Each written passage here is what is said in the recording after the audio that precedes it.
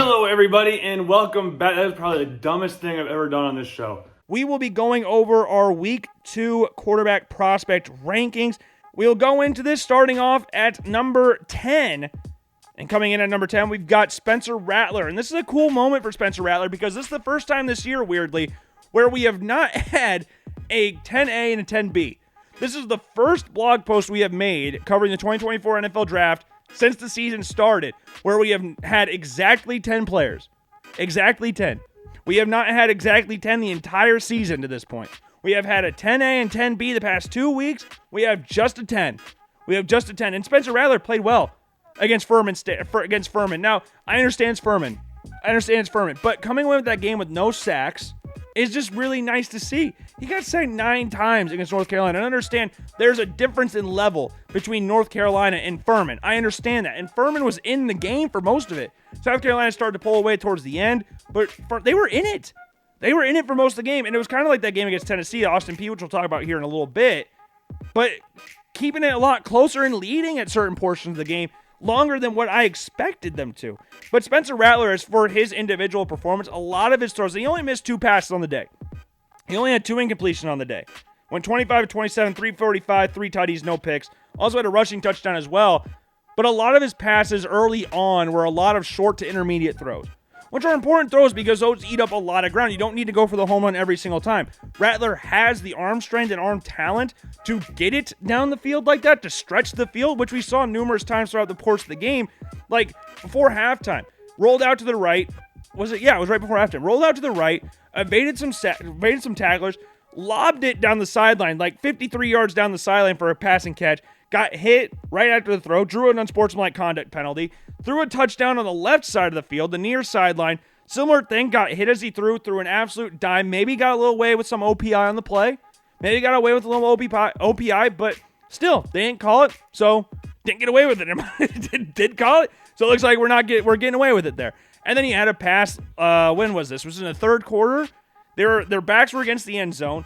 Lobbed it down the middle of the field. Maybe got a little bit more air than what he was originally anticipating to. But with, him getting hit a lot. And he took some hits in this game. Didn't get sacked, but he still took some hits. Maybe he was expecting something to come a little sooner. But he put a lot under it. The receiver had to slow down a little bit, but still a nice pitch and catch there. He did again score a rushing touchdown in this game, which is not something you really see Rattler doing. He's not really the most physically gifted specimen in regards to size and weight. Like he's 6'1", maybe 215. And that's being generous. I don't know if he's even that big. So on the rushing touchdown, a couple plays before, he tried to run it in, and he got absolutely walloped. Absolutely freaking walloped. And he got right up to fair play to him and scored the next play on a quarterback sneak, but got absolutely drilled. And Furman were talking their shit the entire time. And you love to see it. And Rattler responds back with a touchdown. And South Carolina comes away with a 47-21 win. And again, that scoreline shows a nice, what is that, 26-point win for South Carolina. It was close for pretty much the entire game. It was close throughout that game, but they pulled away towards the end, and Rattler put forth another good performance. I don't know if I'm expecting to see that against Georgia. We brought up the off-the-line situation against North Carolina. How's that going to fare against Georgia? Who the hell knows? Time will tell on that one, but, we'll see. Crazier things have happened, right? Remember Missouri almost beat Georgia a couple years ago, or was it last year? I don't remember exactly which one, but there's crazy things that have happened in college football before. Why can't it happen here? Maybe he carries on doing these same performances and goes in and beats Georgia. Highly unlikely in my opinion, but it could happen. But all in all, good performance from Rattler there. At number 9, dropping 1 spot from his 8th place is Joe Milton. This is a game again. That was kind of odd. Tennessee winning against Virginia absolutely dominated them, as expected. It's Virginia. Virginia stinks. We knew that going into the season. They were a predicted team to finish dead last in the ACC this season. Going into this game against Austin Peay, a team that got blasted by Southern Illinois the week before. And it wasn't like these games like we talked about South Carolina winning 47-21. Southern Illinois was up 28-0 at halftime. So that was a game that was an absolutely dominant game for Southern Illinois for the Salukis part pretty much throughout. So to see Tennessee go into this game at home, struggle early on, they didn't score a touchdown in this game until 15 seconds left in the first half. And it was a Joe Milton quarterback draw play. Tennessee did very well in the run game. Early on in the pass game, Milton struggled to really catch a rhythm. Like, he missed some throws high. There was one play early on in the game where he did hit a receiver in the flat, like for a first down, but like hit him like in the hands. He hit him as in regards to it was a completion. I should have worded that a little differently. But he would have gotten a completion there, but he started off like 1 for 7 or 1 for 8 or something like that.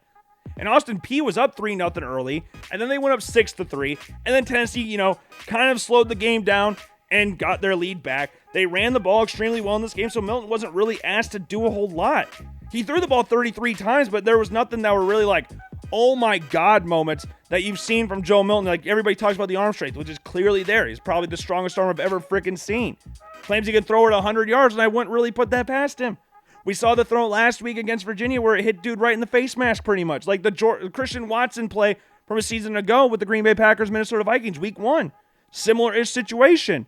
But in this game, we didn't really see that. I mean, we did see some like zip throws. Like there was a throw, his touchdown in the goal line. It was a 5-yard slant route. Zipped it in there, and he did a good job turning his attention from the left side of the field, zipping right it back to the right, and delivering an absolute strike to the end zone for a 5-yard score. Again, slant route, easy, but still. Good throw from Milton. There was another play later on where an edge rusher was coming off the edge, as you would have predicted, and pretty much unbothered. And Milton, to his credit, and this is big with quarterbacks, is you got to stand tall in the pocket. You can't get happy feet when pressure comes in your face. You got to know where receivers are going to be. Stand tall and deliver the ball. And the guy comes in, Milton knows he's going to take a hit, and he doesn't move. Like at all. And Milton's got such a crazy arm, he doesn't really need lower body to get like an absolute rocket out. So he just basically uses all upper body and torque to throw the ball sidearm around the defender to get a completion for a first down on a 3rd and 4 play. And it was funny the way the cameras were lined up. I thought he overthrew the receiver, like launched it out of bounds. But no, he was right to the receiver, wide open. And got to the receiver, got the first down and all that stuff. So it was a really nice play from Joe Milton. But there wasn't, again, anything like insane in this game from Milton. But the Tennessee lead just kept growing. The run game was really working out for him. He had a play where he tried to throw the ball to the far back pylon on the left side of the field from the right hash, and he kind of threw it off his back foot and put it a little bit more on a line. So the ball ended up getting broken up. Was behind. I think it was Brew McCoy was the receiver for Tennessee.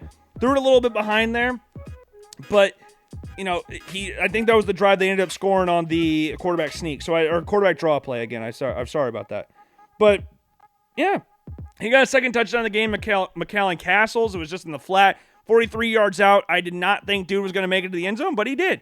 So fair play to him. And yeah, Tennessee came over with a 30-10 win. Wait, what was the score? 30-13 win, sorry.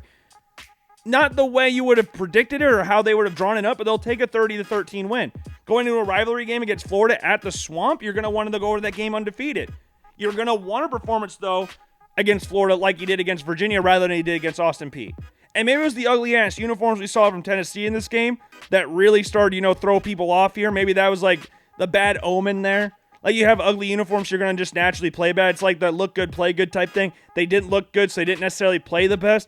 Maybe that was the thing. Like I thought are these upgrades on their their gray uniforms from like the past few seasons? Are these upgrades or downgrades? I don't know. I've been going back and forth with this the entire time. I can't tell if these are upgrades or downgrades. I have no idea. But Tennessee got the win. Joe Milton did drop down a spot, but that doesn't matter. That didn't matter. They got the dub. I don't think he'll care too much. But Bo Nix comes in at number 8. And it's still crazy to me to say Bo Nix anywhere in a quarterback rankings list for being a top 10 guy. Like, I know he's been dominant at Oregon. He played well at Oregon last year, put up a bunch of touchdowns last year, came in as an early Heisman candidate, but it's still weird to me. And this was a little bit different game than what we saw against Portland State, which was expected. I mean, you won 81-7. And Nix didn't even carry the ball in that game. He literally did nothing running the ball in that game. In this game, we saw him pick up some first downs on the ground, which is what we really like seeing from Bo Nix. He utilized his legs well last season at Oregon. He's done that well in this game. Picked up some big third downs in this. Big third downs, ones that would extend drives for Oregon that would lead to points. Passing the ball, Oregon does a lot of dink and dunk plays, a lot of intermediate throws, but Nix definitely has the arm strength to hit you over top. And he hit Troy Franklin on a deep ball early on in the game. Beautifully thrown ball. Led him perfectly into the end zone, basically just walked into the end zone. It was like a 70-something yard play? 72 yards. 72-yard pitch and catch from Bo Nix to Troy Franklin. One of the better wide receiver quarterback tandems in college football. And then you get a second touchdown a drive later. Like we see Tez Johnson come in. Like there was a few penalties that drew Oregon back. But before that, like a few plays before that, on the second touchdown actually, he hit Trayshawn Holden, the former Alabama receiver, hit him down the far sideline. And it wasn't like oh my God, what a throw Nix just made there. But it was a nice throw in the fact that it's one of those things where you can't overthrow or underthrow the receiver. Because there's a defender over top, there's a defender short. And they had separation decently between both sides of them. But if you overthrow or underthrow that ball just enough, that defender will have enough time to make up ground. But he put it right where Trayshawn Holden could get it, threw it right on him, and Trayshawn Holden caught it and had enough time to turn around, took a little shot, but got enough time to turn around, know where he was, and get decent yards. Then obviously some of the penalties happened, and then the Tez Johnson touchdown happened. And again, it wasn't anything spectacular. Like they were at the 13-yard line. Tez Johnson was 1 yard past the line of scrimmage, and Nix dumped it off to him for the touchdown. Like it was a fair, and Tez Johnson just did the rest. Nix wouldn't get a touchdown the rest of the game, but hey, getting 2 touchdowns like that, 1 bomb and 1 short pass that just got a lot of yak after that, yards after catch for those of you who do not know what that means. But, solid game from Nix. And he played against Tyler Show, guy who used to play at Oregon, a guy he kind of de facto replaced. I know he wasn't there. He didn't come there immediately after Show transferred to Texas Tech, but is there now. Show's still at Texas Tech, so you can count it as a, replacement type thing. And Show, if you just look at the yards, had a good game yardage-wise. But then you look at the turnovers, and he had 3 interceptions and 2 fumbles in the game. Only lost 1, but had 2 fumbles in the game, and a pick 6 that ultimately sealed the game for Oregon. It was on the last drive of the game, threw the pick 6. Oregon ended up winning the game, but yeah, good overall game from Nix. 44 passes in this game from Bo Nix. He was asked to do a lot in this game. Again, a lot of it was intermediate, which is just what Oregon runs. They run a lot of those routes, but he'll hit you deep if he needs to. He'll hit you deep if he needs to, and he can hit you on the ground as well. Like, he had a very solid game. Very solid game. On the road, and it was kind of a question mark going into this game, what game we would see, because we saw Texas Tech losing to Wyoming the week before. We saw Oregon absolutely blasting Portland State, so it was like, what's going to happen here? Are we going to see Portland or Oregon absolutely blow out Texas Tech? Is it going to be close because it's in Lubbock? Who knows? Who knows? And now Texas Tech's 0-2 in the season, which I don't know if a lot of people would expect them to be at the start. 1-1? That's expected. 0-2 against Wyoming and Oregon is not really what people were expecting here. But good game from Nix. Very solid game from Nix. His Pac-12 counterpart, which again, a guy who we would have not been expecting to see in a quarterback top 10 list when he was at Indiana after a few ACL tears. And that's Michael Penix coming in at number 7. Again, good game. 409 yards passing, 3 touchdowns, 1 interception. Also picked up a few yards on the ground as well, and those runs were kind of interesting. He picked up a 4th down on one of them, but it was kind of funny. He hit him with a nice little spin move, like a Braxton Miller-esque spin move. I mean, in ways, because it was a spin move, but he looked a lot less athletic than Braxton Miller did as he tripped over his own feet, but he still picked up the 1st down. But for the interception, it was just not a great throw.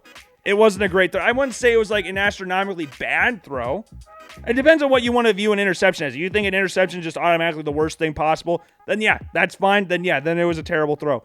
But it was more of a, I don't know if you'd even want to call it, because Odunze kind of just stopped his route. I know stopped his route's not the right word, but Penix overthrew him. Tulsa defender got in the end zone for the interception. But again, it ended up being a blowout in the game, 43-10. A little bit slower to start, not as slow as what we saw against Boise State, but still a relatively slow start to this game. But Penix got a lot of people involved. And Washington famously this year has a very good receiving trio. We got McMillan, we got Polk, we got Odunze, and he got everybody the ball. Got absolutely everybody the ball. And he was zipping it all over the field in this game. And he hit some deep balls in this game, but a lot of the throws that you would see were in the flat. A lot of them were in the flat. Like, he had a throw, his first touchdown pass of the game was Rome Odunze. At least I think it was his first one, right? Yes, it was. Rome Odunze motions across formation, kind of lined up behind Penix, and just completely shook the defender away from him. He was just wide open. Penix just had to dump it down to him for the easy score. He had McMillan in the flat, picked up 35 yards in the play. We get a rough in the passer call as well, which always helps extend yards. And then Polk would score on a reverse play to get it 14-3. But then after the interception, then you'd find Odunze again, 26 yards over the middle, fairly wide open play. Get lucky a few plays later as well. Hit Denzel Boston on the line for a 1st down. And it was kind of funny because this throw should have been picked off again. This should have been another interception for Tulsa. And Boston is literally just sitting on the ground when this ball just gracefully lands in his lap. Just falls right into his went right through the hands of the Tulsa defender and right into the lap of Boston. And what makes it worse is that Penix would hit McMillan a few plays later, which would be another touchdown for Washington. So you're up 22-3 late in the second quarter when you could have had another interception. I don't know if that would change the whole trajectory of the game, the other interception, but it's something that Tulsa would definitely want to have back. But going from sure interception to touchdown is definitely not something Tulsa had on the cards in that one. But man, then you'd get another touchdown from Penix, and then you'd see him use the field a lot in this drive. Like you'd see completions of 30 yards, 19 yards. You get some 5 yards. You get 11 yards, 10 yards. And then you have a great throw, 19-yard play to Poke. And then you go to Jeremy Bernard for a 7-yard touchdown. Like this one, Bernard it was just fairly easy. It was just a fairly easy touchdown. Like the one we talked about earlier with the Dunze. Most across the formation became pretty wide open in the flat. Just kind of walked in. But that started the second half. They only did pass plays. Like, it was kind of funny how that all started off. Like, they only did pass plays. Like, it was just really funny. And then they would score on a run play. Dunze would come over on a reverse play. But, yeah, it was nice. It was nice. Penix had a very solid game. And predictably, it was against Tulsa. You kind of expect that, especially at home. But good game, back-to-back good games for him. 8 touchdowns, only 1 pick on the season so far. And you go into this game next week against Michigan State. Like we said, should be a fairly easy outing for Michael Penix. But, time will tell. Crazier things have happened, I guess. Number 6, Quinn Ewers retains his spot at 6 from a week ago. It's just hard to mix up these guys because we've had such good performances early on in the season. We've had very good performances here. And Ewers, last year, remember going into the season, I guess, all the hype around Ewers for a lot of people out there consisted around that Alabama game. And that was like the what could have been game because Texas almost beat Alabama at home last year. And Ewers got taken out of the game getting slammed on his shoulder. And it was like, Ewers is playing really well. And what if we get this Ewers for that entire game? Does Alabama end up losing this game? Do we see a completely different outcome? Do we get the Texas back chant this year? And it turns out, no. Ewers would have some decent performances last year, like the game against Oklahoma. I think what was the score? 49-0 or something like that. Like, we get some performances like that. But that Alabama game left people going like, man, what could have been? Now we get the chance of that again. Going to Alabama. Alabama hasn't lost at home in 21 games. 21 home game win streak. Texas had not been to Alabama since 1902. It has been a long-ass time since Texas has not only been to Alabama, but beaten Alabama at Alabama. And guess what they did? They went in there and win. Quinn Ewers, 3 passing touchdowns in the game.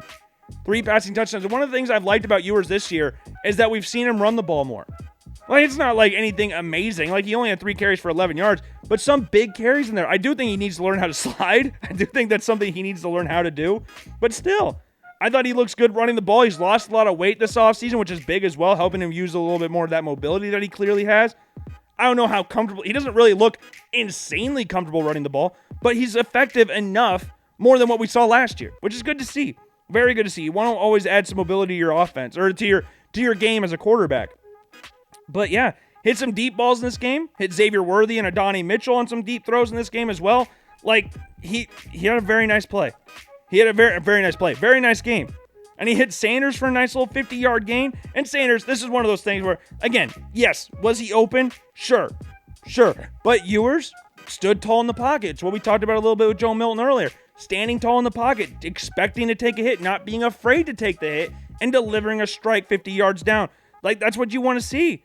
And he got him leaping in his face, and it's, again, like, that's what you want to see. A well-placed ball for the first down. That's what you want to do. As a quarterback, that's what you want. You want a guy who is willing to take the hit, a guy who's willing to stand in the pocket and deliver a strike, and that's what he did. And then you get Ewers getting a 3rd touchdown of the game. We talked about the other 2, kind of. But you get his 3rd touchdown of the game, hitting Mitchell, 39-yard touchdown score. Like, he cooked him off the line. And all the Ewers needed to do was just not overthrow him. That was the main thing we were looking at here. Just not overthrow him, and he didn't. Showing off nice touch, nice ball placement on the play. That's what you need, and that sealed the deal. 34-24 win. Like, that's all you really needed from Ewers in this game. 3 touchdowns, 349, career game for Quinn Ewers. against Alabama. Is this Alabama team as good as previous years? No.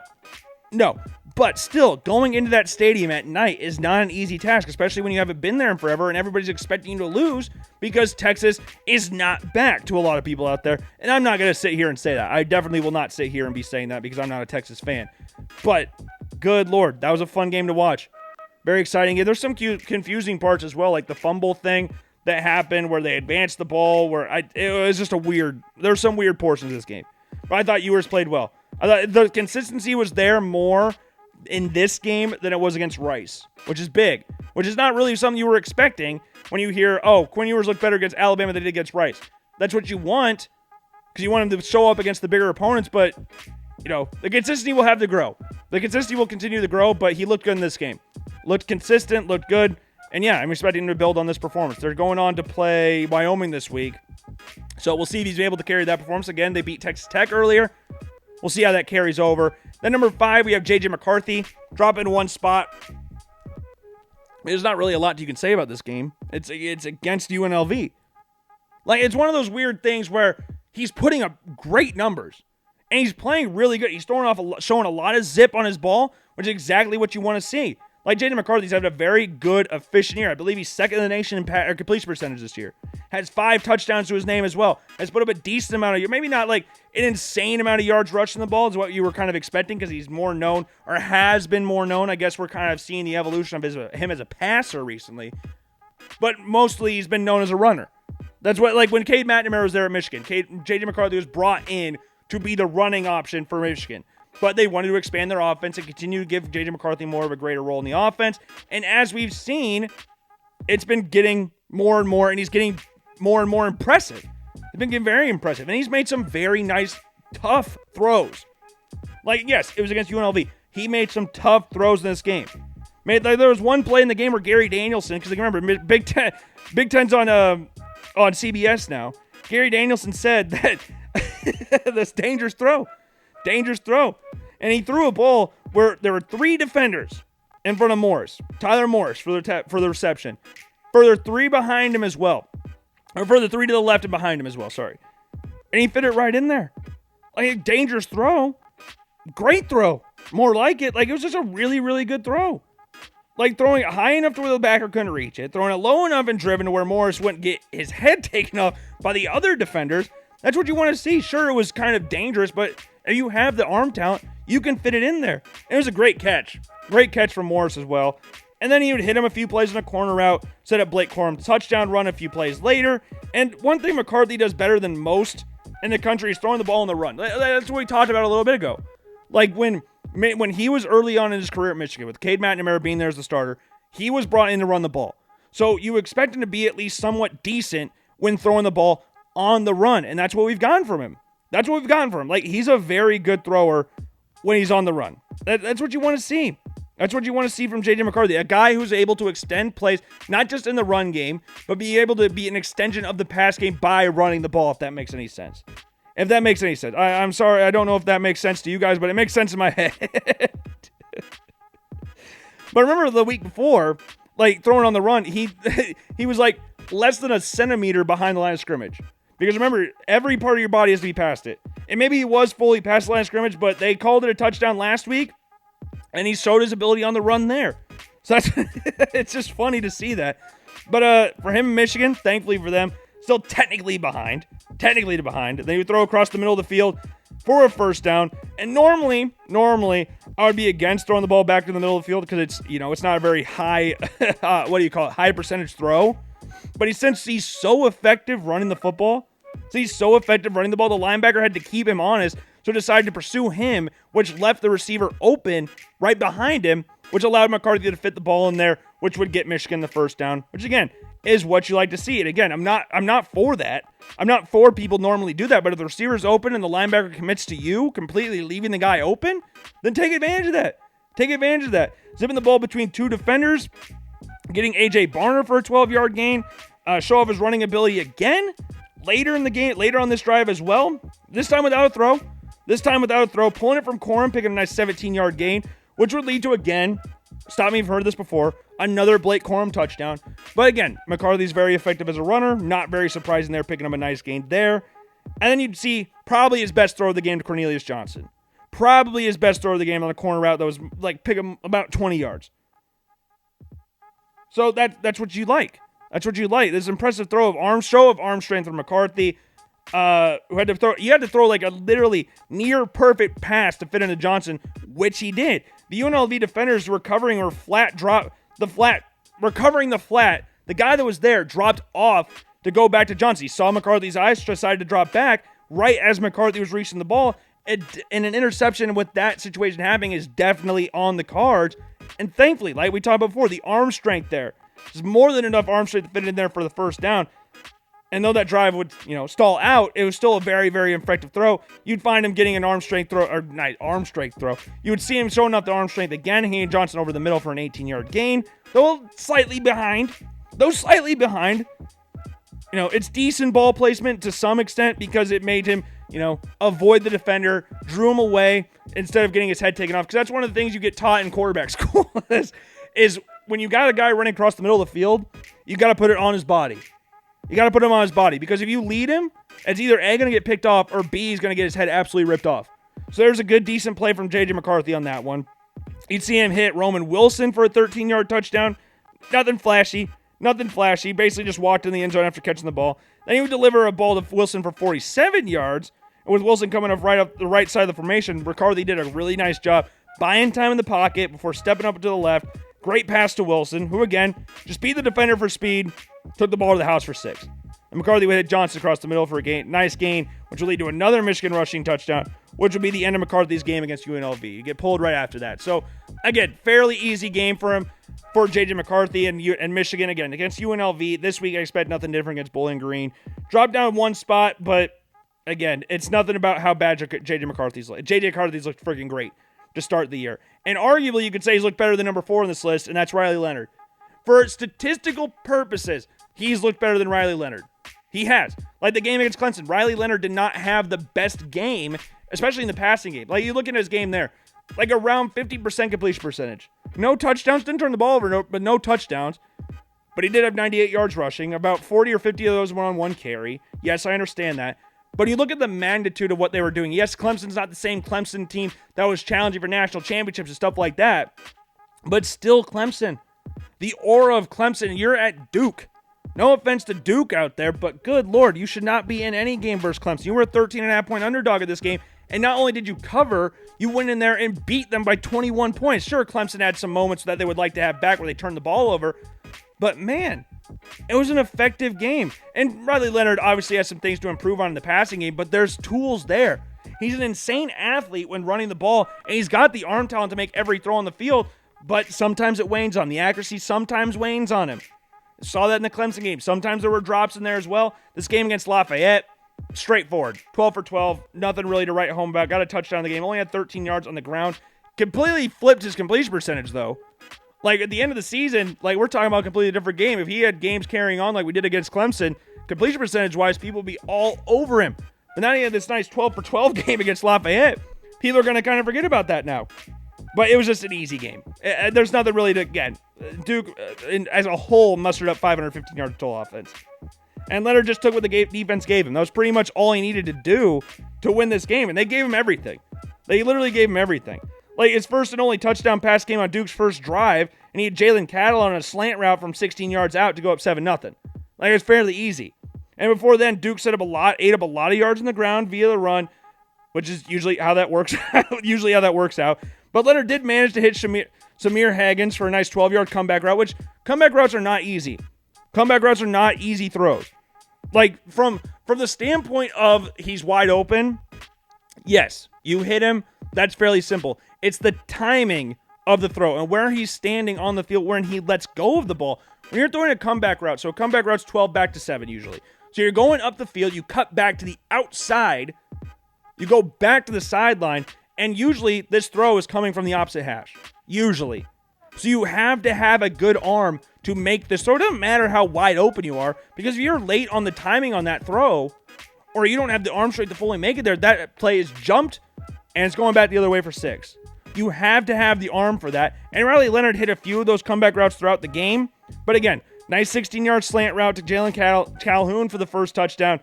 And it was just easy. It was just really easy. He'd get another comeback. Like, I'm just looking through the notes on this game. Like, it was just a fairly simple game. Simple game. He ran the ball well, didn't run it, again, as much as what we saw last week against Clemson. Didn't have as many yards as what we saw last week against Clemson. Didn't have any rushing touchdown in this game. But, yeah, it's good. It was a good game from Leonard. Predictable game. I expect him to have a fairly easy game against Northwestern, especially at home. Northwestern's not a very good football team, so I don't expect him to have too many issues here. But a good game against an FCS school in Lafayette. So yeah, nothing really to write home about there. Good game for Riley Leonard at Duke. Number 3, we got Shedeur. We got Shedeur Sanders. Played against Nebraska, which it was kind of a weird feeling going into this game because on paper, Nebraska's not better than TCU. Like, if you were just looking at the start of the season, TCU's ranked, what we knew about TCU, from what people would on the outside would know about TCU. TCU came into the season ranked 17th. They came into a season that they just were in the national championship game. Sure, they got absolutely blown out, but they were in the national championship game. Though they did lose a lot of people, including a lot of people on the opposite side of the ball, and they didn't really have a great pass defense apart from Josh Newton at corner. That was pretty much it. But Colorado was still a 20-point underdog in that game. And Shedeur Sanders came in, threw over 500 yards, looked really good, had 4 passing touchdowns in this game, and you have this game against Nebraska at home, but some people out there's like, hey, Nebraska should be more solid defensively. It could present a little bit more challenges for Shedeur Sanders in this game. And the Colorado offense, and for portions of this game, it did. It was 0-0 for a while. Quite a while it was 0-0. And then Colorado, started to finally kind of find a rhythm. Was finding a rhythm, and yeah, ended up winning the game 36-14. Shedeur Sanders, again, 31 of 42, 393, 2 touchdowns in the game. Also had a rushing touchdown in there as well. Did register negative 30 yards on the ground, but a lot of those were, sacks and stuff like that, which I don't know if should really count in regards to, rushing stats for a quarterback or just against the offense in general. Like, we saw that against South Carolina, North Carolina. Like, a lot of their yards they lost were sacks, which I don't know if you could. I don't know. You can rate that however you want, but that's how I look at it. That's how I look at it. But Jeff Sims, again, quarterback for Nebraska, predictably threw an interception in this game. And then Colorado was set up very well on the 30-yard line. A play later, Sanders would find a fairly wide open Xavier Weaver to put up Colorado 10-0. Again, Weaver had a fairly decent amount of space between him and the nearest defender, but still 6. It's still 6. 6 is still 6. 6 equals 6. A touchdown equals 6, no matter how you dice it up. And Nebraska defenders were in the area, so no matter how open he was. If Sanders doesn't throw a good ball, it could have easily been heading back the other direction for the Cornhuskers. Again, it wasn't like they were right on him, but they were in the area. If it's a bad throw, and it had to be a pretty bad throw, but if it was, then we might be talking about something a little bit different on that play. I'm not saying it would be housed the opposite direction, but a good solid throw from Sanders, good catch from Weaver, goes up 10-0 in the game, and yeah, that's where we kind of saw the beginning of the end for the game. That was what you like to see. That's what you like to see. And then you got Sanders just before halftime, put forth a very solid drive for the Buffaloes to add 3 before the half, to go up 13-0, show up nice use of hard counter, getting Nebraska to jump off sides a couple times, as well as taking what the defense gave him. This is what you like to see, rather than trying to go for a touchdown right before the half. Because I know that could be tempting. I know that could be very tempting for a quarterback to look down the field and say, hey, we're going to try and hit 6. Like, we don't have a lot of time. We've got to go to the end zone now. No, he just took what the defense gave him. The main goal of a drive before halftime is just to get points. If you can get a touchdown on a deep ball, great. But you can't, or you're not confident in it, don't force anything. Do not force the issue in that circumstance. Just get points. And that's what they did. And then, like, on the first drive of the second half, on a 3rd and 15 play, you get Sanders throwing on the run to Travis Hunter for a 40-yard play. And though the drive would, stall out in the end, Sanders showed his offensive ability to escape pressure and throw the ball on the run. It wasn't the most, insane throw of all time. I don't know if I'd put it up there, but it's still impressive given the defender should have had position on Hunter during the throw. And Sanders would show up his arm strength again on a deep ball down the sideline, hit a Weaver for a 41-yard gain on 3rd down. Now, if you watch the play back, you'd probably say Sanders underthrew him, which I guess you could make an argument for, which, yeah, that's correct. I guess he would say kind of underthrew him. The arm strength, in quotation marks, I'm bringing the attention on that throw, is that he threw the ball pretty much with his entire upper body.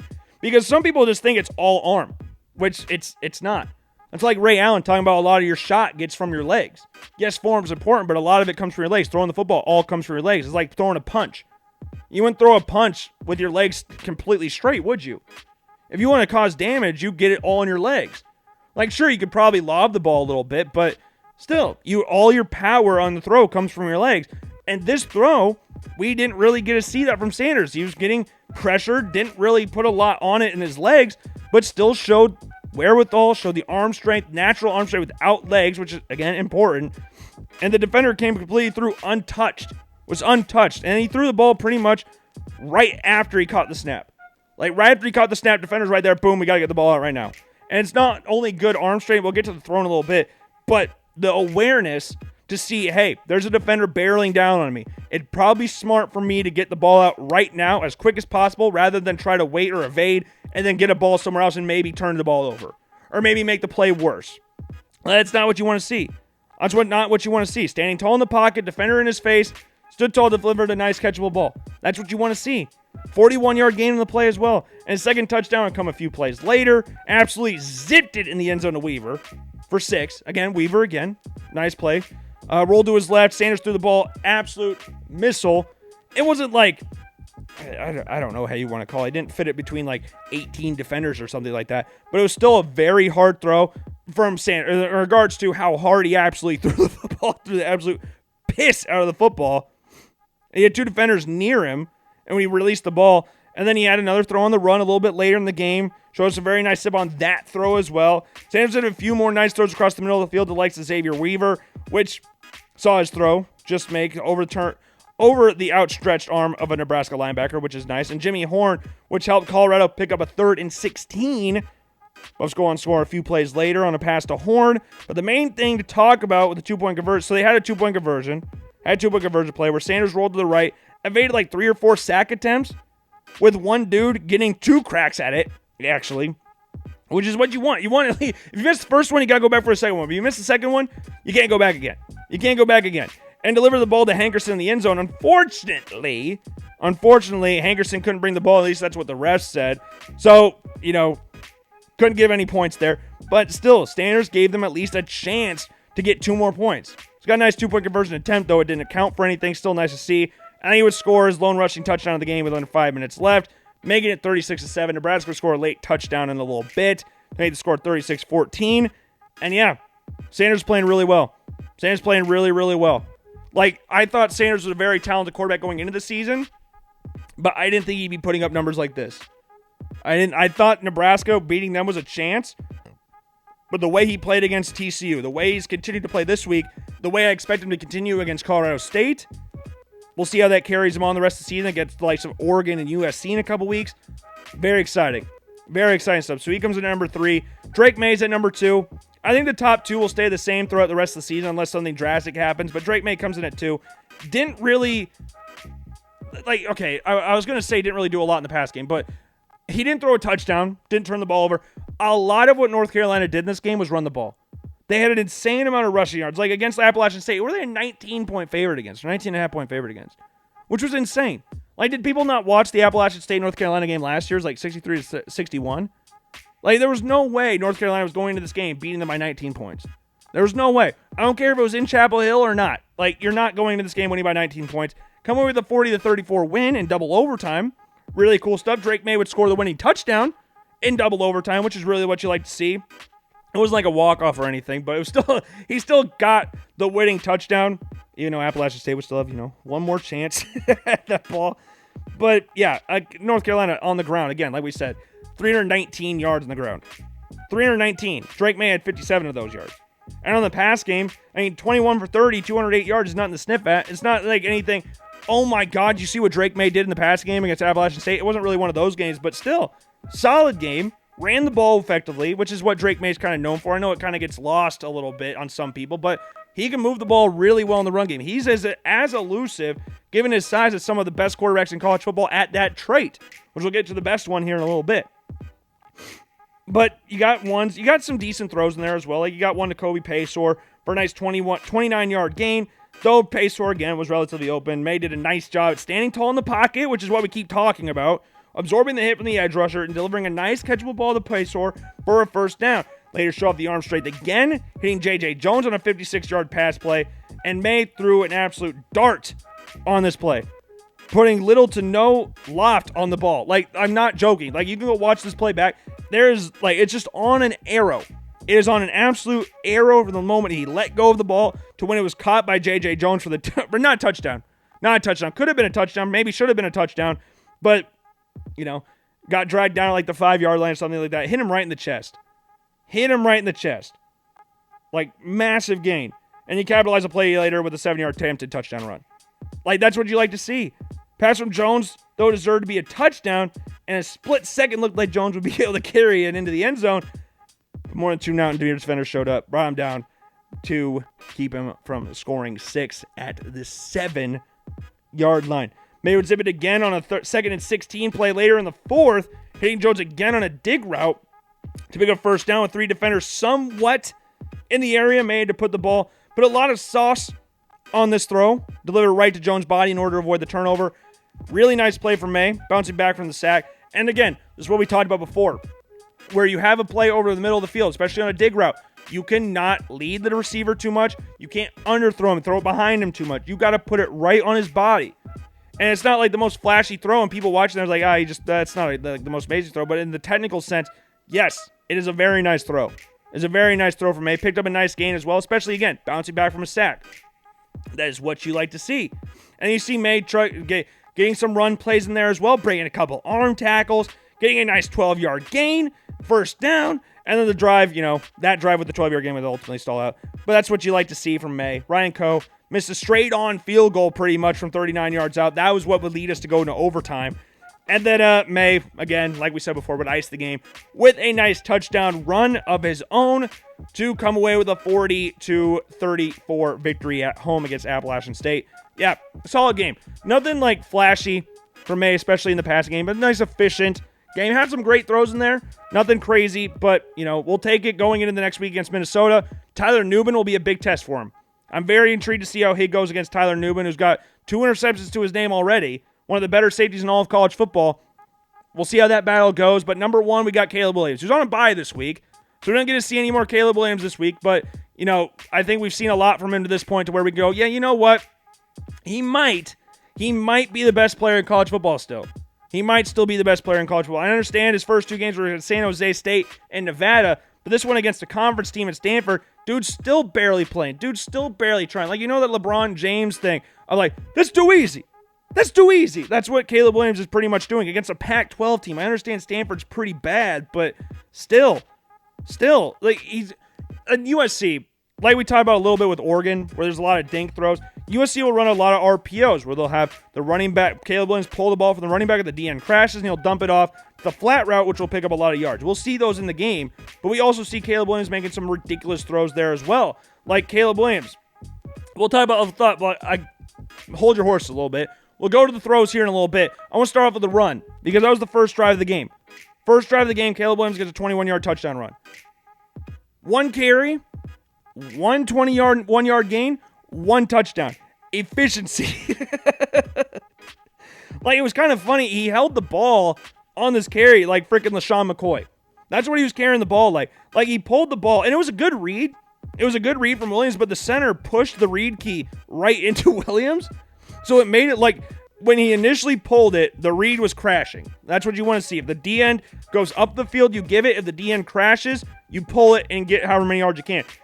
The D end was crashing, center was pulling, and pushed him into Caleb Williams.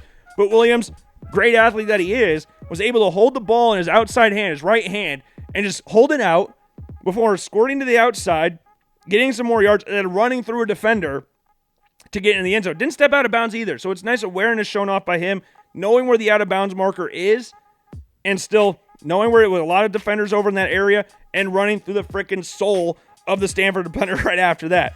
But then we're going to continue the run game real quick. It wasn't a run play from Williams, but it's something I thought was worth noticing because it was kind of funny.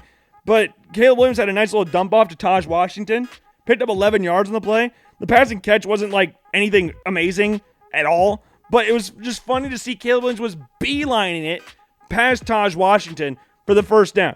Like, he sprinted right past him. He was looking for blocks, and as a quarterback usually does when they run down the field to block for a receiver, got absolutely nobody, but he got in the way of a few people. He got away with from a few people, which is nice because that kind of helped avoid the tackle a little bit sooner, or had the tackle go a little bit later than what we initially thought it would. But it was still funny to see him just sprint all the way down the field to get in front of Washington, try to at least somewhat block for him. And then, a few plays later, Williams would get his first touchdown pass of the game, showing off again the athleticism that we're talking about already, being able to evade oncoming defenders,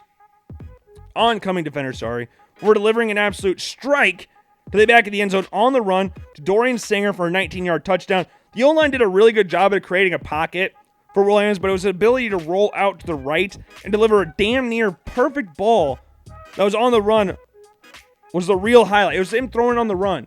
The dart was beautiful. Like, it was right to him. There was a Stanford defender right on Singer's back. So if that throws behind him, we might be looking at this play a little bit differently. Maybe he only breaks it up, but still, interception was a possibility there. It was an absolute dart to Singer while on the run, which is what Caleb Williams is known for, throwing the ball on the run, showing off his athleticism. That's what you want to see. And I know some people might get a little nervous of him getting all hoppy in the backfield. If it works, it works.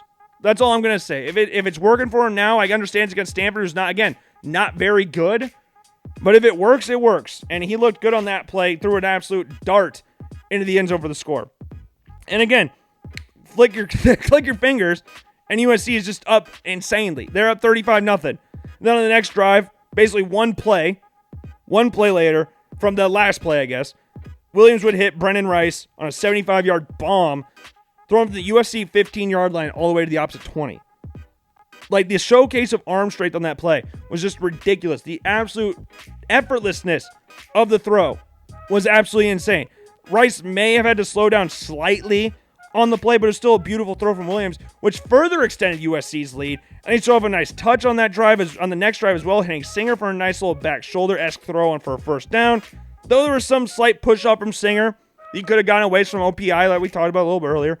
Williams threw a very good ball as there was a safety over top as well as the corner had position further the field. If Williams put that ball pretty much anywhere else, it's probably getting picked off. Williams would put some more zip on the ball a few plays later.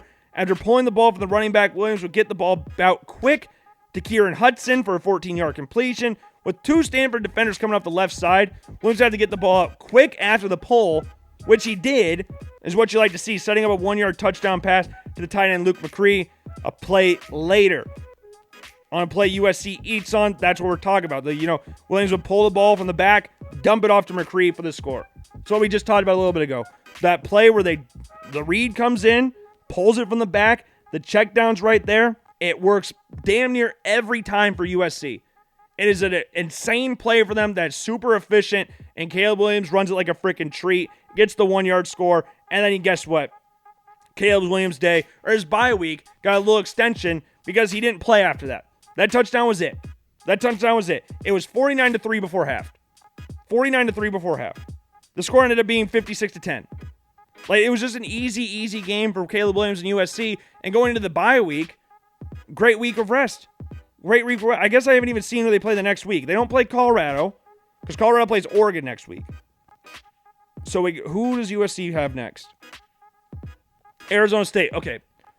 Does he really need that much rest to play Arizona State? I'm not sure. It is on the road against Arizona State, so maybe the Sun Devils are ready to upset the USC Trojans. Who the hell knows? All I know is Williams right now, it would take a lot for me to change my mind on this, but he's still the best player in the draft. He's still the number one quarterback and all that stuff. There's been some great performances to the start of the season. It's going to be a really nice year to draft a quarterback if you need one. So yeah, there's a lot of good players here. We got some honorable mentions in here as well. Like we got Jaden Daniels, we'll throw him a mention. 5 touchdown passes in a 72-10 victory over Grambling on Saturday. Austin Reed from Western Kentucky, 253 yards passing, 4 touchdowns with another one on the ground as well against Houston Christian. Then you got Jordan Travis. Didn't have the greatest game against Southern Miss like we were expecting. Had a good game against Florida State week 1. Kind of took down a little bit, but still had 2 touchdowns in the game, 20 yards on the ground as well. Tyler Van Dyke, welcome him back to the top 10 or top 15, I guess. We liked him a lot last year until, we didn't. He had a nice game last week against Texas A&M. 5 touchdowns in the game, 374 yards passing. And yeah, 6 touchdowns on the season. They were playing tonight against Bethune-Cookman. Let's see what Tyler Van Dyke did in this game, because it's got to be over at this point, right? It's got to be over. 48-7 final. Tyler Van Dyke, 247 yards, 2 touchdowns in the game. We'll have to watch the tape back and see if he did enough to get put back in the top 10, sorry. Also had a touchdown on the ground as well. 16 yards there. So, we like to see that. And we have Cameron Ward as well. Put up a good performance week 1. Put up a nice performance week 2 against Wisconsin. At home, love to see it. 212. Not the most insane amount of yards, 2 touchdowns there, but did lead the team in rushing with 43 yards there as well. Has 663 yards passing with 5 total touchdowns in the season with 80 yards on the ground. Very, very close to being in the top 10. Then Michael Pratt from Tulane obviously did not play against Ole Miss this last week. He had a very good game week 1, went 14 of 15, but against Ole Miss, he did not play, so he was not mentioned in the top 10 or top 15, the honorable mention section, either this week. But there's our top 10 as a recap. We have Spencer Rattler coming in at number 10. Number 9 is Joe Milton. We've got Bo Nix at 8, Michael Penix 7, Quinn Ewers at 6. We have J.D. McCarthy 5, Riley Leonard 4, Shedeur Sanders at 3, Drake May 2, and of course, Caleb Williams number 1. You can check out I keep saying mock draft. Every time I talk about this, I think of mock draft. You can check out our week 1 quarterback prospect rankings down in the link below, or go to LoganBlackmanShow.com under the blog section, and you can also check out our week 2 rankings there as well. Follow the Logan Blackman Show on every single form of social media, Twitter, Instagram, Facebook, YouTube. Make sure to subscribe to the YouTube channel and like and follow the Apple Podcasts and Spotify accounts. Again, look up the Logan Blackman Show to get all your show needs. And yeah, I think that's how we'll see it. And that's how we'll leave it there. Hope you enjoyed.